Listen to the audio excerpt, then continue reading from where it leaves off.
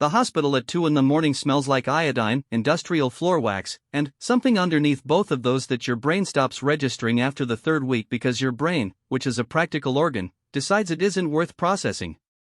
I noticed it on day 1. By day 12, it was just air. I keep a log.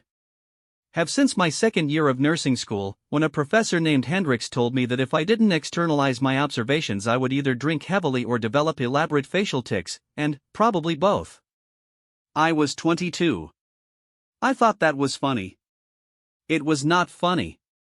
Hendricks was a prophet. Log, October 14, 2:07 a.m., Lakeview Regional, Wing C, third week on night rotation. Night shift supervisor, charge nurse Margaret Okafor, unflappable, drinks her coffee cold on principle, has the specific efficiency of someone who has seen every crisis and decided that panic is an amateur's tool. Attending on call, Dr. Richard Emmett, 54, the kind of exhausted that has curdled into contempt across the years, makes eye contact with other physicians exclusively, delivers consultation notes in the tone of a man explaining traffic to someone who caused it. 3 patients in the observation bay, stable. 2 in critical, both post-surgical, both being managed with the tense focus of a situation that has not turned bad yet but is not promising it won't. And, then, there is Marisol Vega. She is in room 7, which is the room everyone avoids on night shift. Room 7 has a rotating door of patients who are difficult in the specific way that combines medical complexity with human desperation, combative, or confused, or living inside pain that has gone on too long for any of them to be polite about it. Tonight room 7 has a 73-year-old man named Earl Boggs who arrived 6 hours ago with chest pain, was cleared for cardiac by Dr. Emmett in 11 minutes and 17 seconds. I timed it because I time things. I am aware of this as a personality flaw, and has since been in a state of low-grade terror that nobody has had time to address. Marisol has had time. I watch her from the doorway. She is sitting in the chair beside his bed, not standing, sitting, which is the whole distinction, because standing says I have other places to be and sitting says I don't, and she has one hand resting on the bed rail near his arm without touching it. That proximity. Not contact. Not distance. The precise mental space that says you are not alone in here without requiring Earl Boggs to accept comfort he hasn't asked for, because some people haven't asked for it and it's possible to respect that and still not leave them entirely alone. It is a difficult thing to perform and she is performing it with her hand resting on a steel rail. My wife used to do that, Earl Boggs says. His voice is the voice of a man who has been crying and is trying to sound like he hasn't. Do what? Marisol says. Sit in a chair like that. Like she wasn't going anywhere. She is quiet for 3 full seconds. In a hospital at 2 in the morning, 3 seconds is a geological age. She sounds smart, she says. Earl Boggs laughs. It comes out of him the way things come out of people who didn't plan to let them, like a sneeze, involuntary, the body overriding intention. He laughs, and then he stops, and the stopping is harder than the crying was, because stopping is the part where the absence of his wife becomes specific again. Marisol doesn't move. Doesn't say anything. Just sits. I move away from the doorway. I have been a nurse for 8 years. I know what I just watched. I watched a woman find the exact right location in a silence and put a human being's grief down in it gently and step back and let it breathe. 4 sentences. 11 minutes in the room. She didn't call it therapy. She didn't call it anything. It just happened the way things happen when someone has learned where to put themselves. I pull my notebook from my pocket and write MV specific gravity. Figure out how. What I know about Marisol Vega, by the end of week 3, she is 38. Originally from Laredo, which you can hear if you listen for it, a slight flattening in her vowels, a particular way she pronounces the word nothing that years in Dallas have stretched but not entirely smoothed. She has worked Wing C night shift for 11 years. Not 11 years waiting for something better. 11 years specifically, deliberately, on the night rotation, which is a choice that people make for different reasons and I'm still determining hers. She knows every emergency protocol and approximately 6 workarounds not in the protocol manual. The workarounds are not in the manual because they require a kind of clinical intuition that can't be documented, only demonstrated, and Marisol demonstrates them with the offhand assurance of someone who knows that what she's doing works and doesn't particularly need anyone to validate that. She drinks coffee from a thermos she brings from home. Never the break room sludge. The thermos is battered aluminum with a small crack in the cap repaired with medical tape. This detail matters to me in a way I can't fully explain. She has a photograph in her breast pocket. I have never seen her look at it.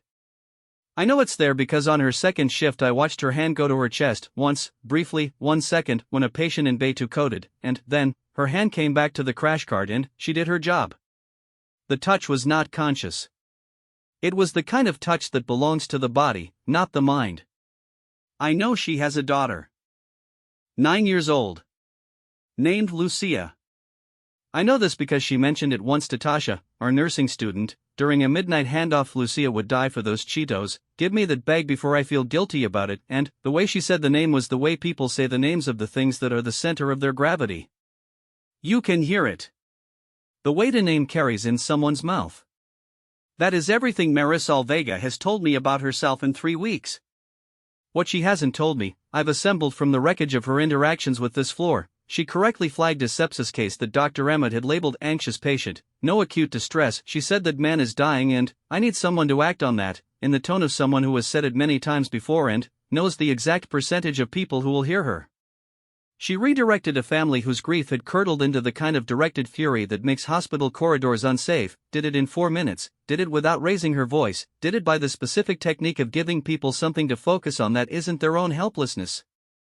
She talked a 22-year-old through a panic attack using nothing but her voice and the structural presence of a paper cup of terrible coffee, which she held out and said, "Drink this slowly, tell me about your mom," and something about having a task and something to tell made the panic retreat. She spent 45 minutes holding the hand of a woman named Dolores who was dying and had asked for a priest and gotten none and had nobody else in the room. Marisol is not, as far as I know, Catholic. I don't know what she said. She didn't tell me. The room was dim and the door was mostly closed and I gave them the privacy and I went and checked on my own patients and when I came back Marisol was at the nurse's station writing notes and she said, without looking up, "Dolores is gone." She went easy. She said it like a fact. Like weather. Like something she'd witnessed and recorded and had decided to carry without dramatics. Dr. Emmett has referred to her as the night shift nurse in 7 of our 10 interactions. I've been keeping the tally since the second occurrence. I have a separate column for the interactions where he addresses her by name and it has 2 entries, both of which were corrections. Nurse Vega, I need the chart for, and both of which contain no more information than the category would have. I notice this. I write it in the log. I do not yet understand what to do with it. October 15, 1:14 a.m. Tasha Briggs finds me during a lull with a question she is framing as casual and is not. Tasha is 22 and in her final clinical rotation and has the energy of someone who arrived at nursing school because she believed it was a calling and is now in week 9 of finding out what that actually costs. She is a good instinctive clinician, better than she knows, better than the anxiety about being good enough lets her see, and she is absolutely transparent in every emotional state, which is a trait that Marisol has commented on with something between exasperation and affection. Your face is a bulletin board, Tasha. Work on that. Said without cruelty. Said like advice from someone who learned the hard way. Can I ask you something? Tasha says. She is eating a granola bar with the focused attention of someone who has been awake since 5 p.m. and is trying to convince their body that this constitutes nutrition. Sure, I say. Nurse Vega. She pauses. Has she always been like that? Like what? Tasha waves the granola bar. The gesture apparently encompasses everything. Like that. She doesn't get rattled. Does she? I've been watching and she moves like she already knows what's coming. Like the whole shift is a map she's read before. I've only been here 3 weeks, I say. But, you've seen it too. Not a question. I've seen it. I've seen it in small ways, the way she anticipates a patient's question by half a beat, the way she positions herself in a room so she always has 2 unobstructed paths to the door without appearing to calculate it, the way she absorbs escalating situations, not by matching their energy but by refusing to, by doing the thing I've read about in crisis de-escalation training and never mastered, which is to bring your own energy down and let the room follow you. She is the temperature of the room. Whatever temperature she sets, the room becomes. She's experienced, I say. Tasha looks at me the way people look at someone being deliberately obtuse. She might be right. I asked Margaret about her, Tasha says. Margaret said she was the best nurse on the floor. She says it like she's reading something she found strange. That's a significant compliment, I say. Margaret said it, Tasha says carefully, like she was a little afraid of it. I think about that later, in the corridor, doing a check on Bay 3. A little afraid of it. The compliment with the edge in it. The acknowledgement that has some other thing underneath it, some weight of a life lived at the level of best, in the place where best is invisible and overworked and underpaid and still shows up at 11 p.m. and still brings coffee in a taped-up thermos and still sits with dying women and holds their hands. A little afraid of it. Yeah. I'm starting to understand that. There is a texture to the night shift that I've been trying to find language for since I got here and haven't managed yet. It's not just the quiet, though the quiet is its own thing, a weighted quiet, a quiet with the density of a held breath. It's the specific quality of people stripped of performance. The day shift runs on the energy of being observed and, knowing it, doctors making rounds with the slight self-consciousness of people who know the board is reading, nurses charting with the awareness that someone is measuring outcomes. The night shift has none of that scaffolding. You work in the dark. Nobody is grading you. Nobody is watching. The work is just the work. What that reveals about people is always interesting and, sometimes uncomfortable. What it revealed about Marisol Vega, over 3 weeks of watching, was this: she is exactly the same at 3 a.m. in an empty corridor as she is in any room with any witness. Not performing. Not managing appearances. Just the same. Which is rarer than it should be. I have worked with people who are excellent at being observed and mediocre when they're not, and people who are mediocre at being observed and actually good when they're not, and very few people who are simply the same in both states. She is the same. I'm trying to figure out if that's a character trait or an achieved thing. If it's something she was born with or something she built, and what she built it out of. October 16, 3:30 a.m. The break room. Marisol is eating rice and beans from a container she brought from home and staring at nothing with the comfortable vacancy of someone who has learned to rest without shutting down, eyes open, mind somewhere quieter. She doesn't appear to be doing anything. I come in for coffee. She glances at me. Back to nothing. You're doing the thing again, she says. What thing? The watching thing. I make coffee. You keep a notebook, she says. She is not accusing. She is noting, the way you'd note the weather. Occupational habit, I say. She eats. What are you observing? Here is where I should have been professional. Here is where a person with appropriate social calibration says something deflecting and non-committal and changes the subject. I have been at this job for 3 weeks and I have not earned the conversational standing to say what I'm about to say. I'm trying to figure out how you do what you do, I say. She is quiet. Sit down, Daniel, she says. It was the first time she'd used my name. I noticed it. I sat. What she told me over the next 40 minutes was not a career story. It wasn't a heroic story. It was 3 things, delivered without emotional emphasis, in the spaces between bites of rice. The room takes its temperature from you. You panic, the room panics. You go calm, the room goes calm. It isn't about feeling calm, some nights I'm not calm. It's about deciding to be the calm thing in the room. Those are different. Feeling is one thing. Deciding is another. She ate. The fluorescent light hummed above us with the specific frequency of a fluorescent light that has been humming too long and is considering stopping. Emmett sees a floor. I see people. I don't get credit for that and I've stopped expecting to. It's not a virtue. I can't turn it off. Some people can turn off seeing people and I can't. So I stopped trying and I just work with that. She scraped the last of the rice toward the center of the container. Deliberate. Tidy. The gesture of a person who is careful with small things. And then, after a pause long enough that I'd folded my notebook closed and was preparing to stand, I had a son. He died in a hospital. He was 6. And nobody in that room did what I would have done, and I've been doing it ever since. She put the lid back on the container. You can write that down, she said. But write it like a fact. Not a tragedy.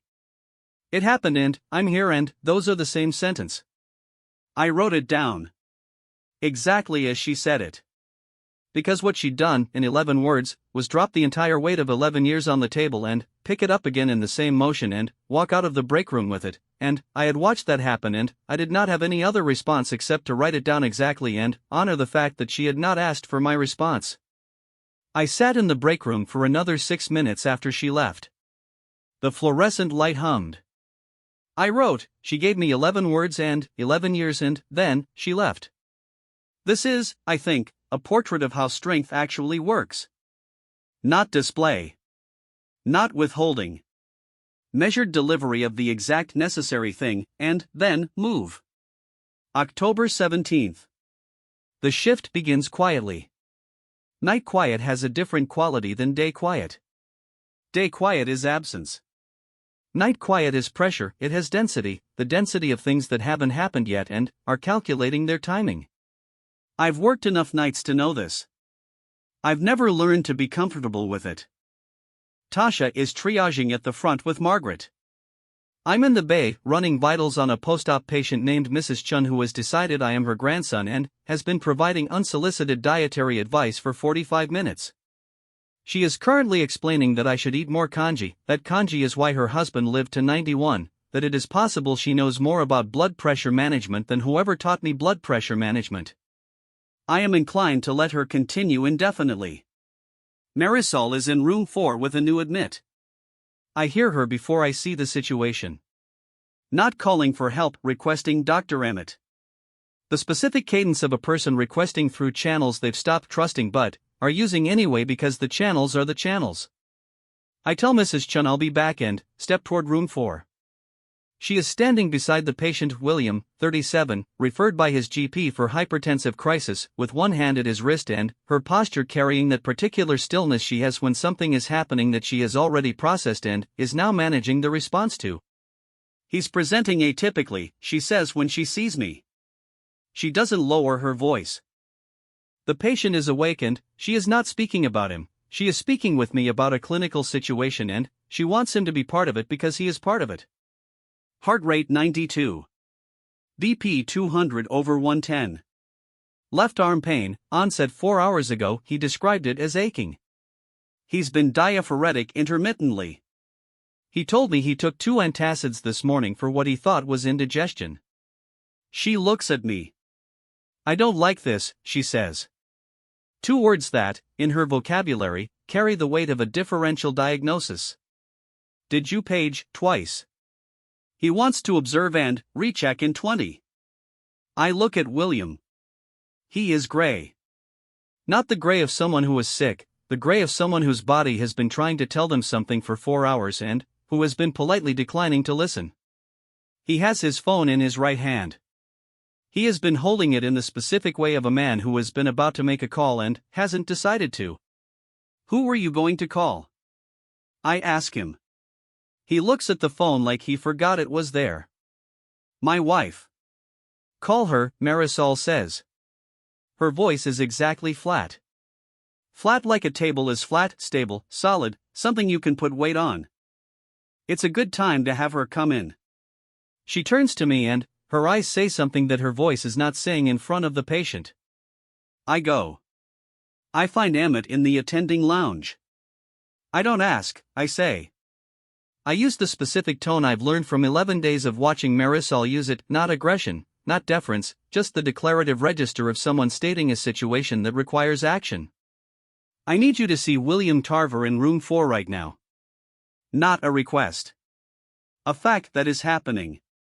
Emmett looks up from his tablet with the expression of a man being interrupted in the middle of something he will later not remember. He sees my face. He gets up. William Tarver codes 9 minutes later. We bring him back. He is alive.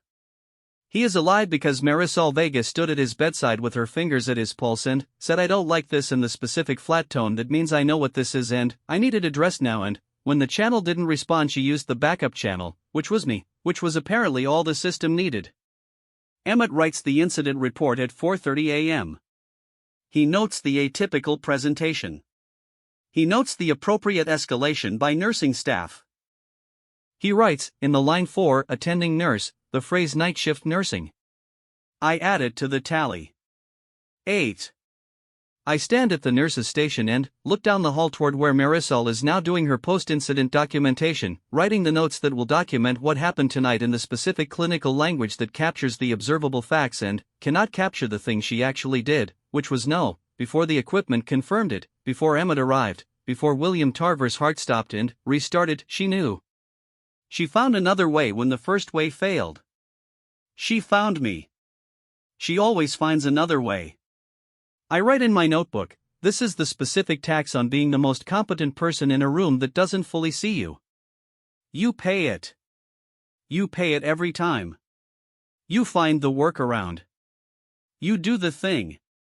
The incident report doesn't have your name on it and the patient goes home alive and you come back tomorrow night and you start again.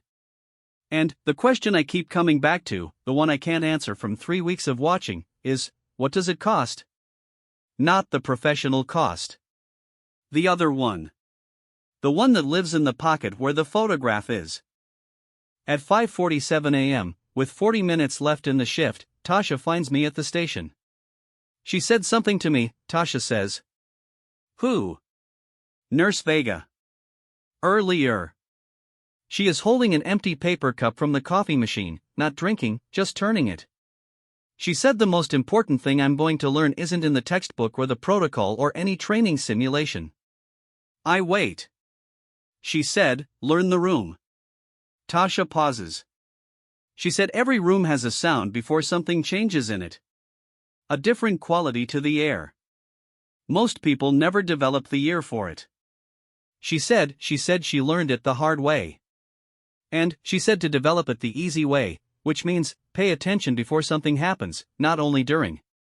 Outside the window at the end of the hall, the sky is beginning the particular transition that belongs to no one, not dark anymore, not light yet.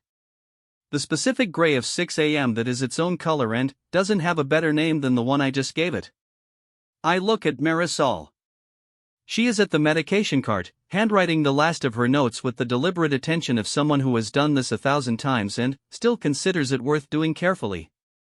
Her shoulders have the set of readiness that she carries even in stillness, not tension, not fear. The specific posture of a person who is, on some cellular level, always listening. Always listening for the room. I think about William Tarver, whose wife arrived 12 minutes before the code and who is currently in the cardiac ICU with her hand in his. I think about Earl Boggs, who laughed and then couldn't stop, and who has, I checked, a discharge scheduled for tomorrow and a daughter driving in from Austin. I think about Dolores.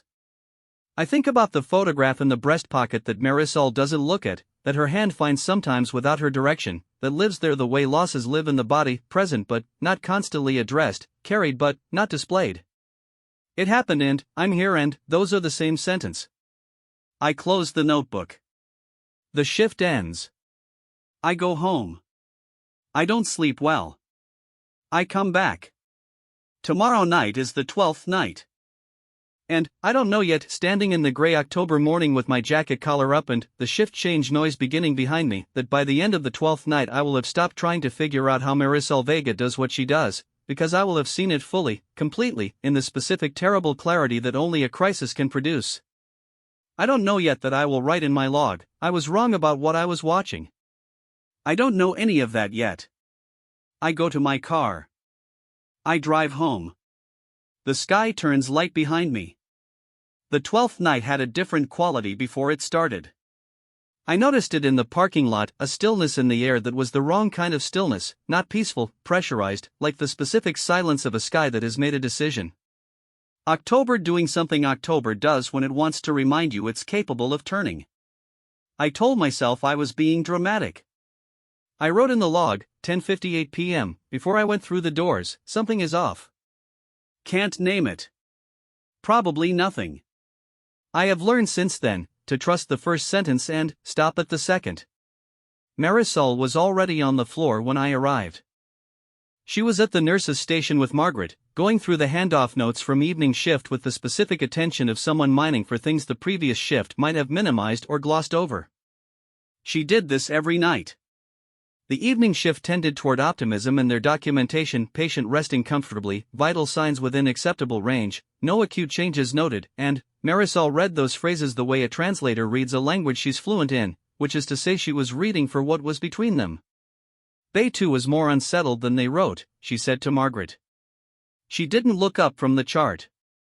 Whoever did this handoff at 9 p.m. either wasn't paying attention or was in a hurry. His pain score hasn't changed and they noted it as improving. I'll have a look, Margaret said. I already did. She put the chart down. Looked up. Saw me. You look like someone who didn't sleep. I slept 4 hours. 4 hours is not sleep. 4 hours is a suggestion. She picked up the next chart. Get coffee before 12:30. After 12:30 the pot has been sitting too long and it tastes like regret. This is the thing about her verbal fingerprint, the thing I keep trying to capture in the log and keep falling short of. It isn't warm in the way people usually mean warm. It doesn't hug. It doesn't reassure with cadences borrowed from reassurance manuals. But there is something underneath it, a dry, specific, sideways caring that lands differently than warmth does, that lands like being addressed as a capable adult by someone who also sees clearly that you are struggling, and has decided those two things are not contradictory. I got coffee. Tasha was already in Bay 1, doing a vitals check on a man named Henderson who was recovering from a knee replacement and had appointed himself the connoisseur of nursing attentiveness. He had a mental grading system, I'd been told, and checked in at the nurse's station to report scores. He'd given me a 7.4 on my second night. He'd given Marisol a 10. Then, he'd told her he'd given her a 10 and she'd said that's nice, try to sleep, and walked out of his room, and he'd apparently told the day shift she was his favorite person in the building. I wrote a note on Henderson in the log as its own entry, patient's emotional intelligence inversely proportional to his capacity to stop talking about it. The floor was, at 11 p.m., quietly itself. At 11:17 p.m., the ambulance bay doors opened. I heard the radio call before I saw the patient. The transport team, 2 paramedics named Greer and a woman I hadn't seen before, came through the bay doors in the specific configuration of people trying to project a calmness they don't actually feel. The patient on the gurney was a large man. 6'2", broad in the chest and shoulders, with the specific kind of stillness that isn't restfulness, it was the stillness of a system temporarily overwhelming itself, the body conserving something. He had soft restraints at his wrists. Clive Harmon. 31. Found unresponsive in a parking lot off Maple, came around en route, involuntary psych hold, meth-induced psychosis, currently, per the transport team home.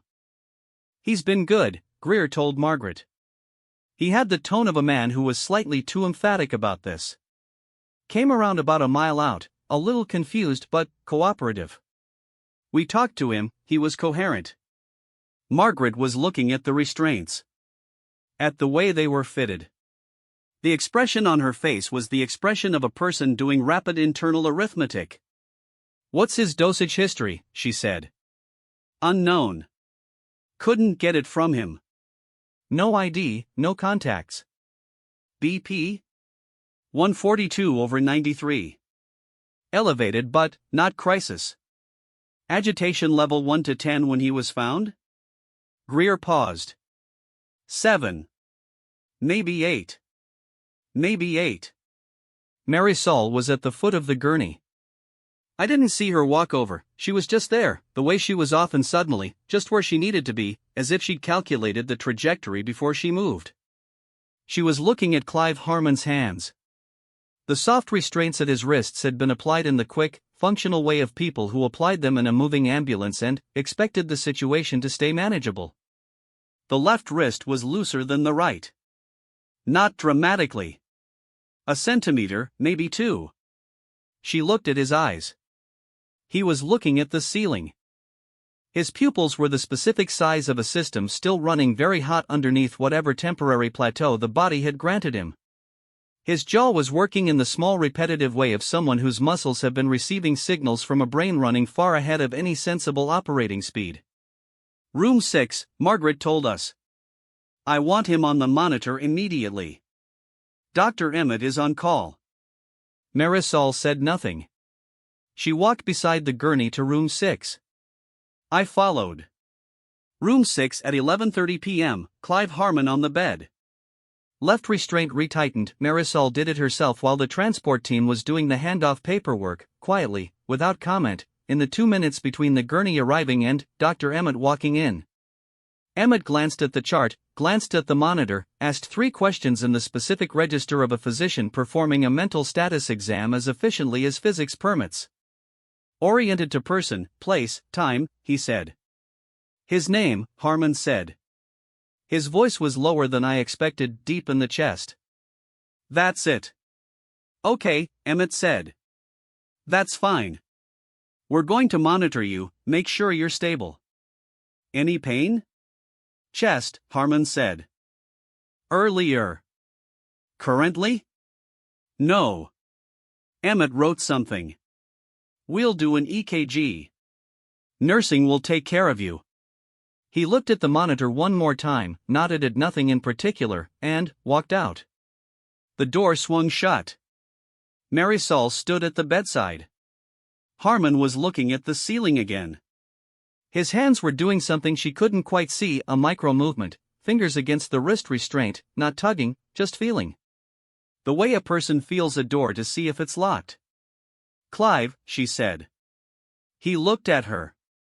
His eyes were not the eyes of a man who had fully arrived back into himself.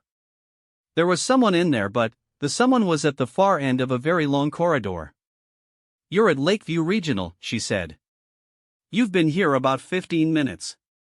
My name is Marisol. I'm your nurse tonight. He looked at her. Something behind his eyes moved. Not recognition. More like calibration. I need you to stay still, she said. Flat. Not gentle exactly, but not cold. The specific warmth of a clear thing said clearly. The restraints aren't permanent. They come off when you're stable. Okay? Okay, he said. 2 syllables, slightly mechanical. The word going through the system on automatic. She set his vitals to continuous monitoring. She checked the restraints again without appearing to check them. She made a small adjustment to the call button positioning so it was visible from her standing position at the door. She came out and stood beside me in the corridor. Watch room 6, she said quietly. I think his BP is going to spike in the next 20 minutes, and I think when it does, his affect is going to change, and I think the restraints are fine, but that doesn't mean he stays in them. She said it the way she said everything that mattered, without alarm, without performance, just the flat statement of a person who has been listening to rooms for 11 years and knows what this particular room is saying. Watch room 6. If the monitor alarm triggers, don't wait for me to be available. Go in, hit the call button on the wall, and stand at the door. Don't approach the bed. She walked toward the nurse's station. I stood in the corridor and watched room 6. Tasha came to find me at midnight. She'd been working the far end of the corridor, bay 3 and 4, and she had the look of someone who had been managing a difficult patient alone and had just finished and was coming down from it. The patient in bay 3 was a man named Torres who was recovering from an abdominal surgery and had decided that his pain management was everyone's personal failing, and managing his escalation while maintaining professional equanimity required a specific internal scaffolding that Tasha was still building. Done, she said, arriving beside me. She exhaled. He finally went to sleep. Good. She stopped. Looked at me. Why are you staring at room 6? Nurse Vega asked me to watch it. Tasha looked at room 6. The monitor was visible through the window, steady waveform, no alarm. Clive Harmon was visible, lying still, looking at the ceiling. He seems okay, she said. He seems okay, I agreed. At 12:07 a.m., the monitor in room 6 registered a significant BP spike. At 12:08 a.m., Clive Harmon's left hand came out of the soft restraint. It didn't happen the way I'd been mentally preparing for. No shout, no crash, no immediate announcement of chaos. What happened first was small. The quiet click of a door. Harmon in the corridor doorway, upright, oriented now in the sharpened, specific way that a system on a second wind becomes oriented, all the resources that had been conserved flooding back in at once. He was very large. He looked down the corridor the way a person looks when they are trying to process several pieces of information simultaneously and their brain is still running on a chemistry that makes processing difficult and decision-making faster and cruder than it should be. I said his name. He turned. His eyes landed on me and then moved past me and landed on Tasha, who was 3 feet to my left and whose face had gone very still in the way that faces go still when the brain is deciding whether the threat is real. Clive, I said. I reached for the wall call button 6 feet behind me. He moved. Not at me. At Tasha. It was not, I need to be precise here, in the log and, in this telling, it was not the movement of a man trying to harm a person. It was the movement of a man whose nervous system had decided that Tasha was something to move past, and whose sense of spatial reasoning was currently catastrophically compromised. He moved toward her the way a car moves through an obstacle, with the flat certainty of something much larger than the thing in its way. Tasha stumbled back against the wall. Her shoulder hit the wall clock. The clock swung. And Marisol was already there. I need you to understand what already there means.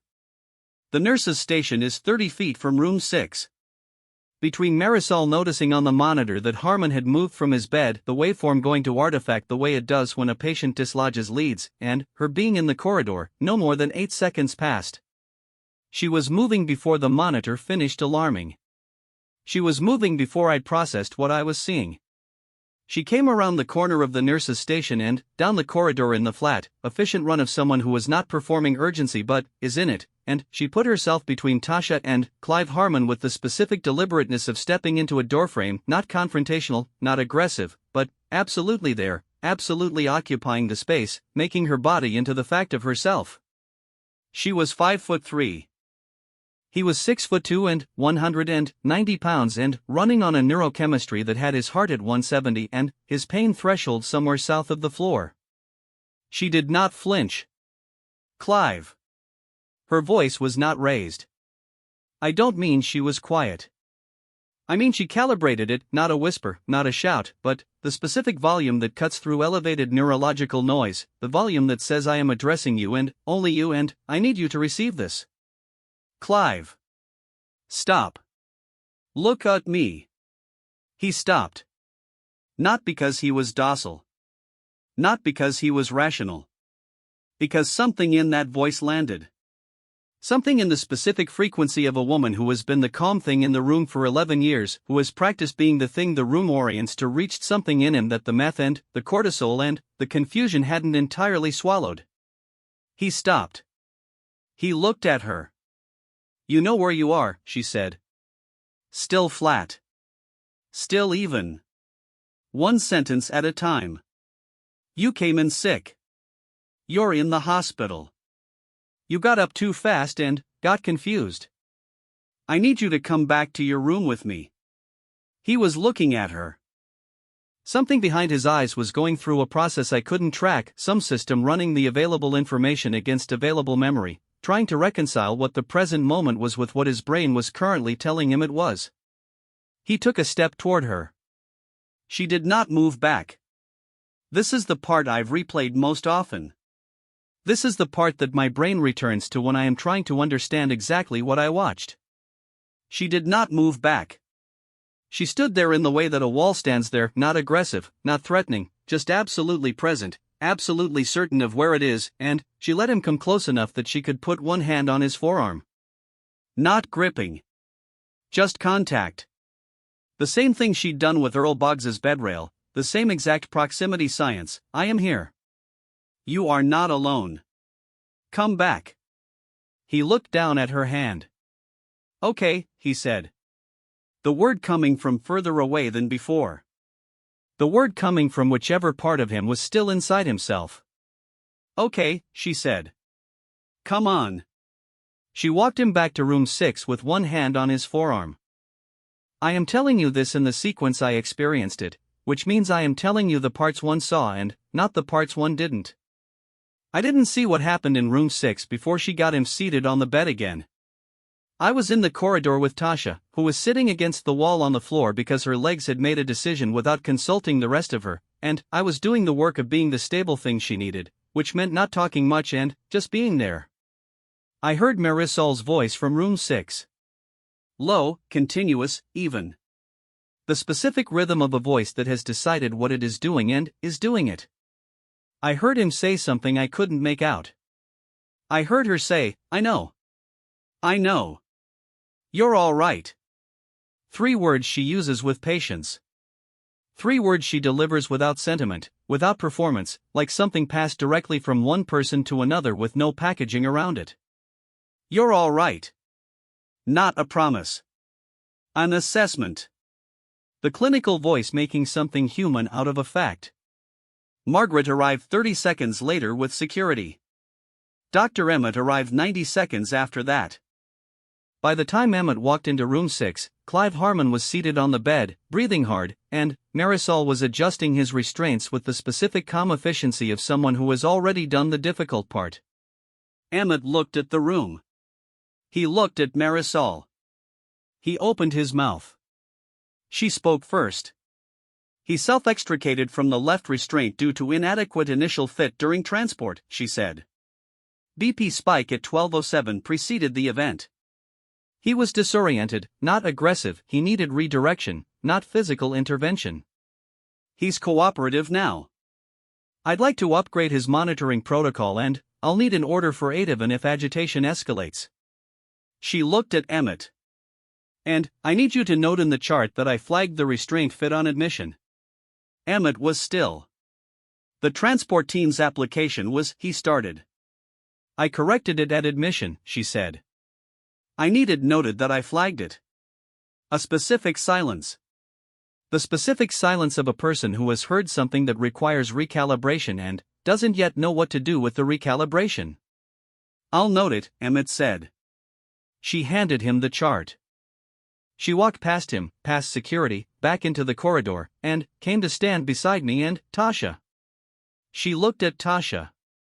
Tasha was still on the floor against the wall.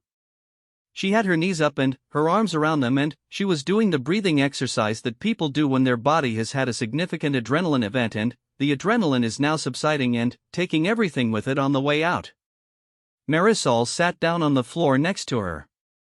Not crouching. Not squatting in the professional posture of attending. Sitting. On the hospital corridor floor at 12:14 in the morning, cross-legged against the wall next to a nursing student who was shaking slightly and trying not to.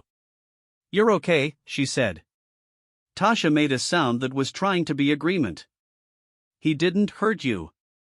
I know. Your legs gave out. That's adrenaline.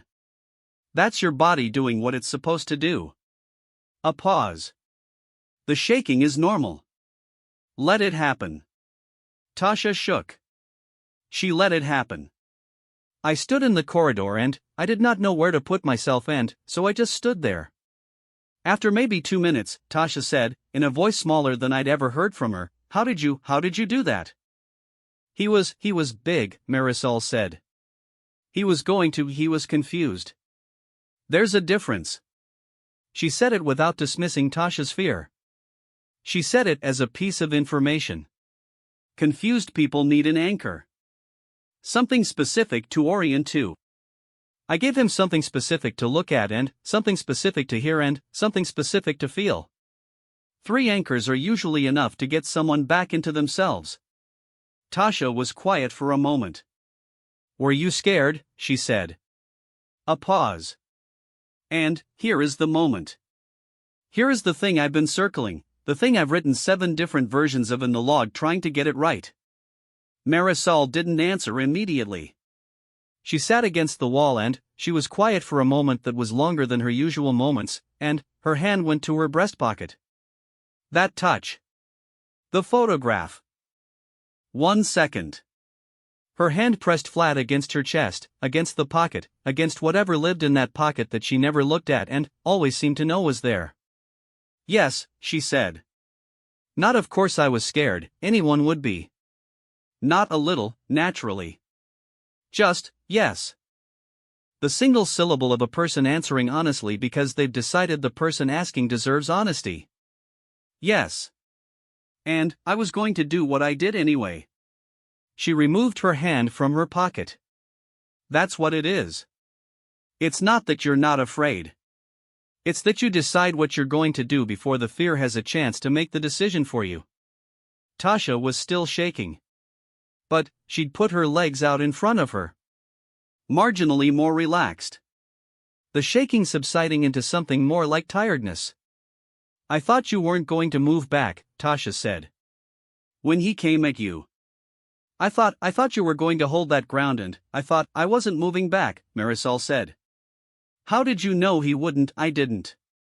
Another of those pauses.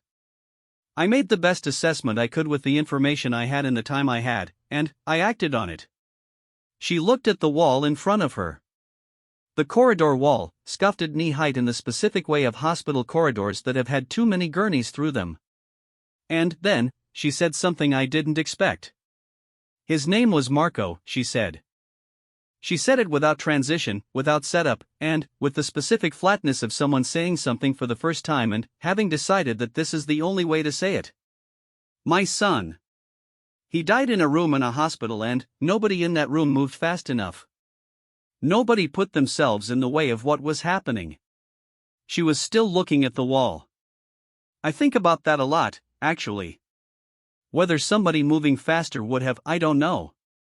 Maybe not. Maybe it was already. She stopped. She didn't finish the sentence. She left the unfinished sentence in the corridor and stood up and brushed off the back of her scrubs. Go get Tasha some water, she said to me. And then, let's finish the shift. She walked back toward the nurse's station. I looked at Tasha. Tasha was looking at where Marisol had been, with the expression of a person who has just been handed something very heavy and very valuable simultaneously and is trying to figure out how to hold it. Go get the water, Tasha said. Her voice was steadier. I went. At 1:30 a.m., Dr. Emmett found Marisol at the nurse's station. I was within earshot. I don't think he registered me.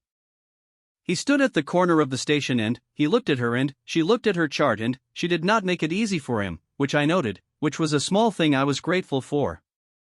That was handled well, he said. The words coming out in the specific tonal register of a man who has spent a career not apologizing and has no intention of starting now but is attempting some adjacent gesture. Marisol did not look up. The restraint assessment at intake, he said. I'll make sure it's in the chart. You said you would, she said. She wrote something. Turned a page. Emmett stood there for a moment longer than was natural. The 8 of an order, he said. I've put it in. Thank you, she said. Flat. Professional. The exact right words with nothing extra added and nothing removed. He left. She kept writing. I wrote in my log, he came to her. He came to her and the words were inadequate and she accepted them without warmth and without hostility and without giving him anything he hadn't earned.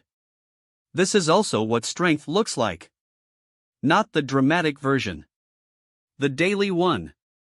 The rest of the shift was quiet. Not the pressurized quiet of before different, the quiet after something has broken and been addressed, a released quiet, the kind that has actually earned its stillness. Clive Harmon slept under observation. His BP normalized at 2:40 a.m. The monitor was steady. When I checked on him at 3, he was on his side with his knees pulled up, breathing slowly, looking nothing like the man in the corridor, just a man sleeping, just the wreckage of a bad night becoming something survivable. I stood in his doorway for a moment. I thought about the 3 anchors Marisol had described. Something to look at. Something to hear.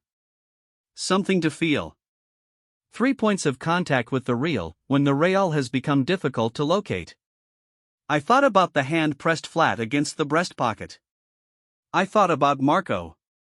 The name she'd left in the corridor like a stone she'd put down and chosen not to pick back up.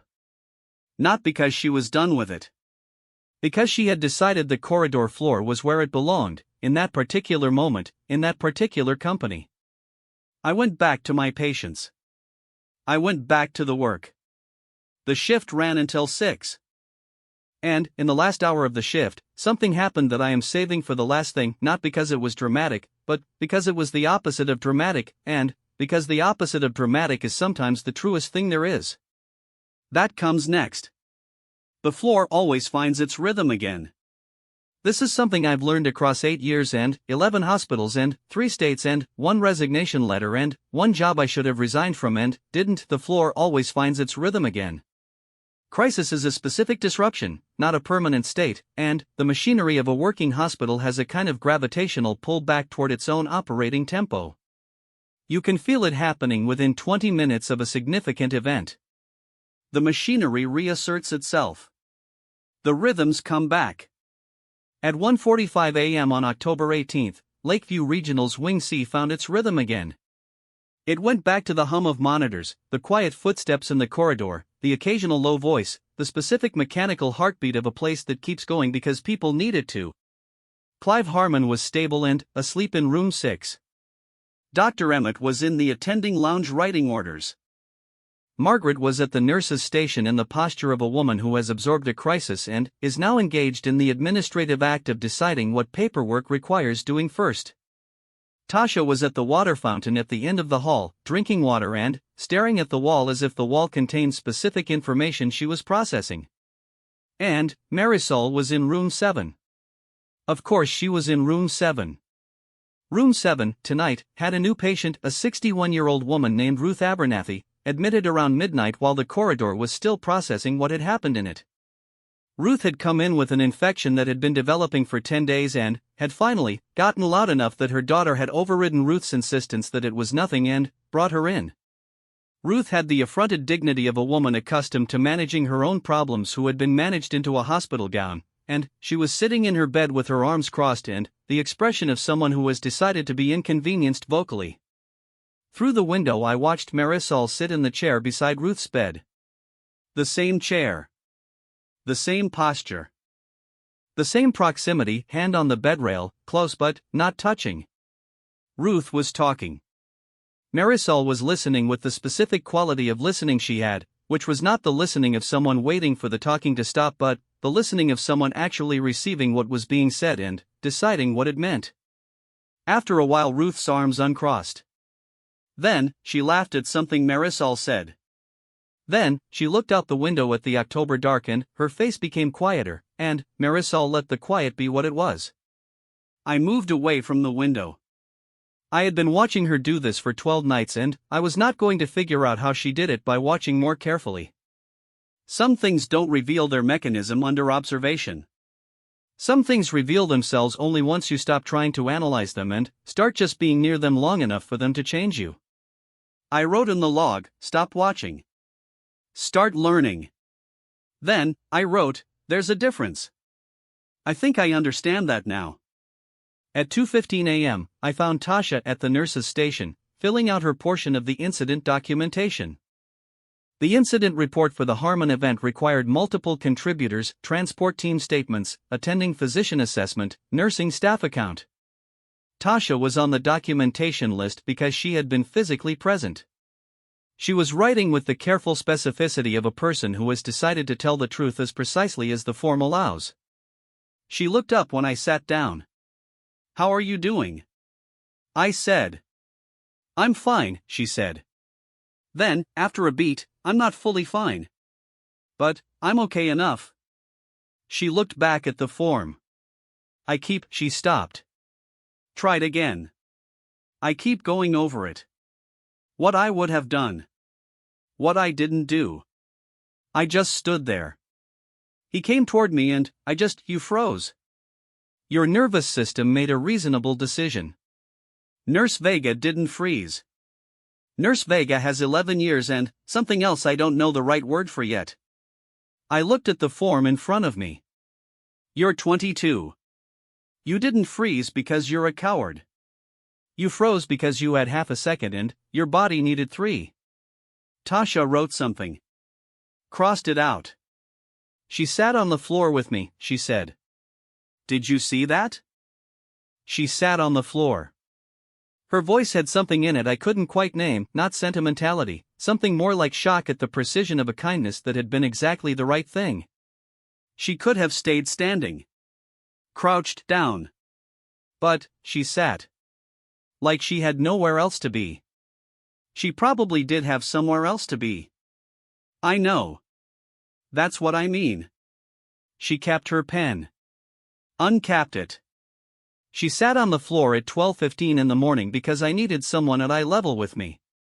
She knew what I needed and she did it and she didn't make it a thing. She wrote another line on the form. Then, she told me about her son. I know. Has she ever? Do other people know? I don't know, I said honestly. Tasha was quiet. I think she told me so I'd understand why she does what she does, she said slowly. Not so I'd feel sorry for her. She wasn't asking for, she wanted me to know what it costs. And, she told me by saying it like a fact. She paused. Like it costs what it costs and, she pays it and, that's the whole story. She capped the pen and, put it down. I don't know if I can do that, she said. Do what? Carry it like that. Carry something like that and, keep showing up and, not fall apart. Not let it make you smaller. I thought about how to answer that. I thought about the specific weight I'd been carrying since February. About a pediatric unit in a different hospital in a different city. About a boy named Ezra who was 7 years old and, whose chart I had read at shift change and, whose deterioration I had flagged to the attending 48 minutes after I should have. 48 minutes. I've gone over those 48 minutes so many times the replay has worn grooves in whatever part of my brain stores replays. I resigned and took a travel assignment and transferred to nights because nights don't require the kind of rapid decision making that days do, and I'd started to lose faith in my rapid decision making. I came to night shift to hide. I found Marisol Vega. These two facts are not unrelated. I think you do it because not doing it is worse, I said. I think you do it because the alternative is stopping, and stopping doesn't actually put the weight down. It just means you're carrying it and not moving. Tasha looked at me. Is that why you're here? She said. I looked at the incident form in front of me, which needed my portion of the documentation completed by 4 a.m. Yeah, I said. That's why I'm here. She nodded. Didn't push. Went back to her form. We worked in silence for 20 minutes, side by side, and it was the good kind of silence, the kind that doesn't need to be filled, the kind that is itself a form of company. At 3:30 a.m., Dr. Emmett came to the nurse's station. Not for a consult. Not for a chart. He came with the slightly unmoored quality of a person who has been sitting with something for 2 hours and has decided to do something about it and is not entirely sure how. Marisol was at the station. She looked up. He put a printed copy of the incident report on the desk in front of her. I've listed you as primary responder in the de-escalation event, he said. His voice was the voice of a man reading from a script he wrote and is uncomfortable with but has committed to. Your assessment of the restraint application at admission is documented as a clinical flag that was not acted on appropriately at the time. He paused. That's attributed to the attending's failure to escalate the transport handoff protocol.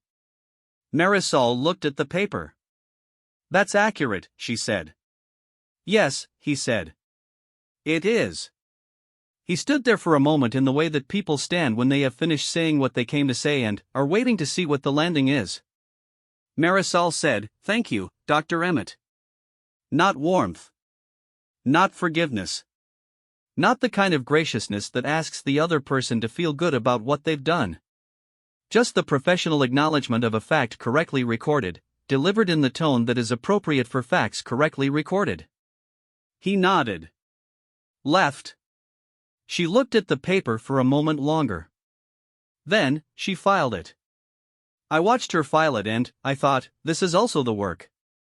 Not the dramatic crisis management. Not the three-anchor technique in the corridor. This. The quiet insistence on being seen accurately. The refusal to let the record say something false. The filing of the document that says she called it, she was right, it's noted in the drawer where accurate records are kept. The work done in the fluorescent hours that nobody photographs. At 4 a.m, when the floor was in its deepest quiet, I was doing chart reviews in the alcove near the break room when I heard a voice I hadn't heard before. High-pitched. Sleepy. A child's voice coming through a phone speaker. Mama? Is it late? It's early, baby. I'm almost done. I did not move. I stayed very still in the way of a person who has stumbled into something they weren't meant to see and is trying to be invisible. Are you coming home when it gets light? When it gets light. Go back to sleep, Lucia. A pause, the pause of a child deciding whether to concede to sleep. Mama. Did something happen tonight? A longer pause. The pause of a woman deciding what version of the truth to give to a 9-year-old who, apparently, can read her across a phone line and 45 minutes of distance. A little bit, Marisol said. Her voice had changed. Not softer, exactly different. The voice she uses in room 7 isn't the same voice she uses with Emmett or Margaret or me. The voice she's using now is different from all of those. It is the voice she uses only in this specific direction, toward this specific person, and it has a quality I don't have the right vocabulary for. But, it's okay. I handled it.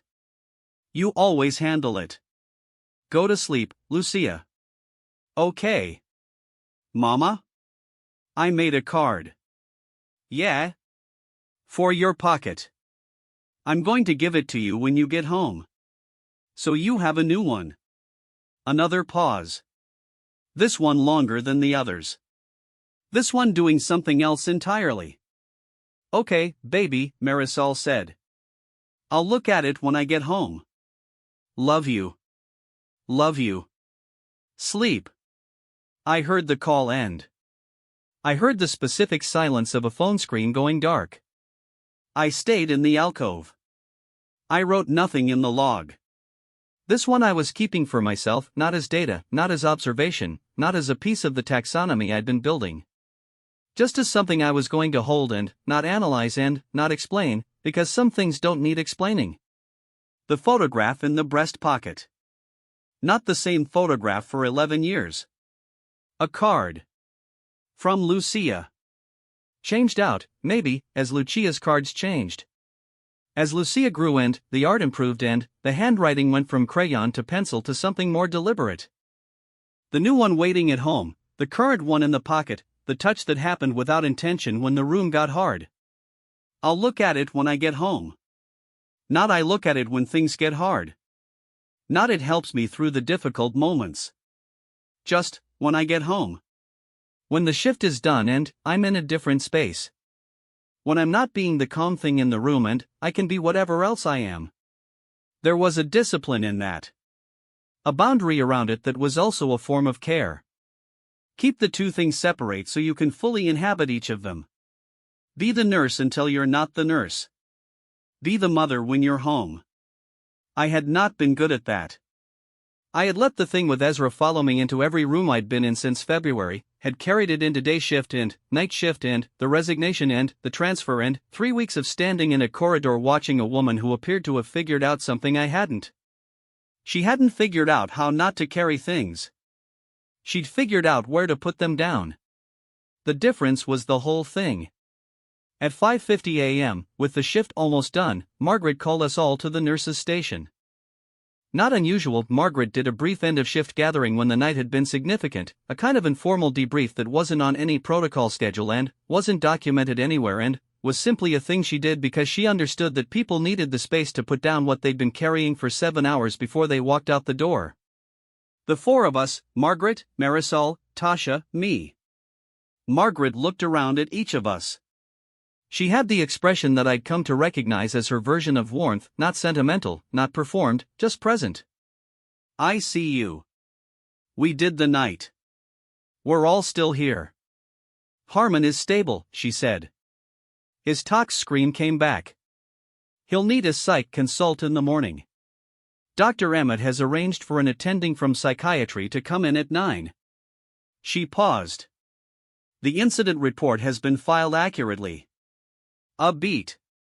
She was looking at Marisol. The transport team's intake protocol is going to be reviewed, Margaret continued. This one goes up to administration for a process review. Marisol nodded. Tasha. Margaret turned to her. You did fine tonight. Tasha opened her mouth. Closed it. Something in her face did the bulletin board thing, everything she was thinking about whether she'd done fine displayed briefly and, then, smoothed over. I froze, she said. You did, Margaret agreed.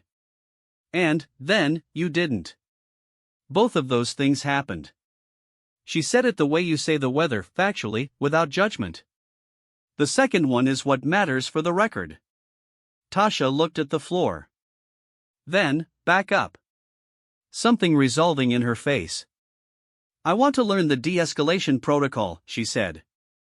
The full training. I don't want to freeze next time. You won't freeze the same way twice, Marisol said. She was refilling her thermos at the coffee maker. Her back was to us.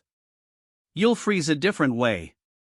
And, then, you'll figure out that one too. Tasha stared at the back of her head. That's supposed to be encouraging, she said. It's supposed to be true, Marisol said. Margaret did a thing with her mouth that might have been suppressed amusement. Go home, she said. All of you. Sleep. She went back to her station. The sky outside the window at the end of the hall had moved from the gray of very early morning into the specific blue that precedes actual light, not daylight yet, but the sky's announcement that daylight is coming, the held breath before the decision. October morning. The trees on the parking lot perimeter had gone to bare branch, and the bare branches against that blue were the particular sharp clarity of things that have given up their softness and are standing in their actual shape. I stood at the window for a moment before I got my coat. Tasha came to stand beside me. She didn't say anything for a while.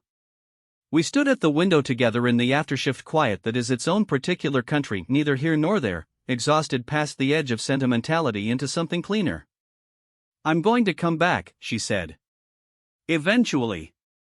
You're on rotation, I said. You have to come back. No, she said. I'm going to come back. After rotation. Tonight's. To this floor. She was looking at the bare trees against the blue. I didn't know night shift was like this. Like what? She thought about it. Like the real thing, she said. I didn't have a better description, so I let that be the one. Marisol was the last one at the station, finishing the final documentation entries in the specific unhurried way she finished everything, not slow, just complete. I came back for my notebook, which I'd left under the counter, and I stood there for a moment trying to decide whether to say anything and deciding against it and then saying it anyway. Hey, I said. She looked up. For what it's worth, I said. I've been watching you for 12 nights and I've been writing you down and I've been trying to figure out how you do what you do, and I think tonight I stopped trying to figure it out and I stopped. I don't know. Accepting that it's real. She looked at me for a moment. Accepting what's real, she said. That someone can carry that much and, still, I made a gesture that was inadequate. Still be that. On the floor. Every night. She put down her pen. Can I tell you something? She said. Yeah. I am not carrying it, she said. I put it down. That's what I do. Marco is not something I carry through these corridors every night. He's something I put down when I get here and pick back up when I go home, because that's where he belongs. He belongs at home, with Lucia, in my actual life. She picked up her pen again. If I carried him in here, I couldn't do this job. And I need to do this job. She went back to her documentation. The notebook, she said. All those observations. Yeah. Have you written down why you transferred to nights yet? I looked at my notebook. At the log I'd been keeping for 3 weeks. At the tally of Emmett's non-names and the Earl Boggs observations and the margins full of notes that were, I understood now, not observations of her but observations that belonged to something in myself I'd been trying to approach from a safe angle. No, I said. Write it down, she said. Whatever it is. Write it down like a fact, not a tragedy. It happened and you're here and those are the same sentence. She capped her pen. She stood up and picked up her thermos and shrugged on her jacket, which was burgundy and slightly too large and had a frayed left cuff. Go home, Daniel, she said. She walked down the corridor. I stood at the nurse's station and I opened the notebook and I turned to a new page. I wrote, his name was Ezra. He was 7 years old and he died on a February afternoon and I wasn't fast enough. I stared at the sentence for a long time. Then, I wrote below it, it happened and I'm here. I looked at those 2 sentences. The way they sat on the page. The specific distance between them, not healed, not resolved, but stated. Named. Present in ink rather than circling in the part of the brain that doesn't sleep. It happened and I'm here. I put the notebook in my pocket and got my coat. In the parking lot, the blue had finished becoming light. October light at 6 in the morning is thin and clear and has no warmth yet, just luminescence, the world made visible before it's made comfortable. The bare branches were doing something in it that I want to call beautiful but that was more specific than beautiful, more particular, more itself. They were bare and angular and they were standing in the exact light that showed them most clearly, the kind of light that doesn't flatter, just reveals. Marisol was at her car 2 rows over. She was standing beside the driver's side door with her thermos in one hand and her phone in the other, not doing anything yet, just standing in the parking lot in the October morning in her burgundy jacket and her frayed cuff and the photograph in her breast pocket that would be a new one by this afternoon, because Lucia had made a card. She wasn't looking at the hospital. She was looking at the sky. I looked at it too. The kind of blue that happens at the beginning of things. The kind that doesn't make promises. Just opens. I went to my car. I drove home the long way, past the elementary school, still locked and dark at 6:15, past the bakery that puts its bread out early, past the park where the bare oaks were doing the same thing the parking lot trees were doing, standing in the particular morning that showed them clearly. I slept well for the first time since February. I don't know if that was connected. I think it might have been.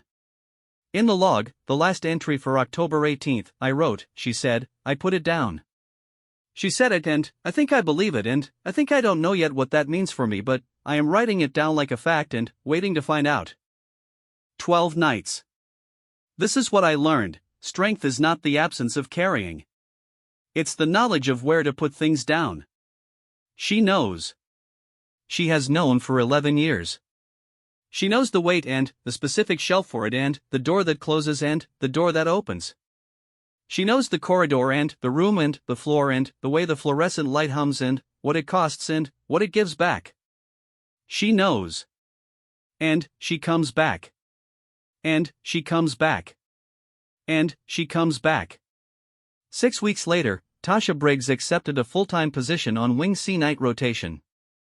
She told me in the break room, eating a granola bar at midnight, with the expression of someone who has made a decision they're still deciding what to feel about. Did you tell Nurse Vega? I asked. She already knew, Tasha said. Margaret told her. She paused. She said she stopped. Looked at her granola bar. What? I said. Tasha smiled. The specific smile of someone delivering a message they're still absorbing. She said, "Good. The floor needs people who can freeze and, then, unfreeze." She paused. She said, "Welcome to nights." Outside the break room window, the parking lot was lit and empty, and the sky was doing the thing the sky does after midnight, not dark exactly, not light, just the particular blue that belongs to the time when most people are asleep and some people are here, inside the hum of the fluorescent lights, doing the work that doesn't get photographed. Welcome to nights. I keep a log. I still keep a log. But I've started writing fewer observations and more facts. Things that happened. The way they happened. Not analyzing. Not taxonomizing. Just, this occurred, and here's what it meant, as specifically as I can say it. It happened and I'm here. Those are the same sentence. The floor runs on people who chose, for reasons no reasonable person could fully explain, to keep showing up. This is one of those reasons.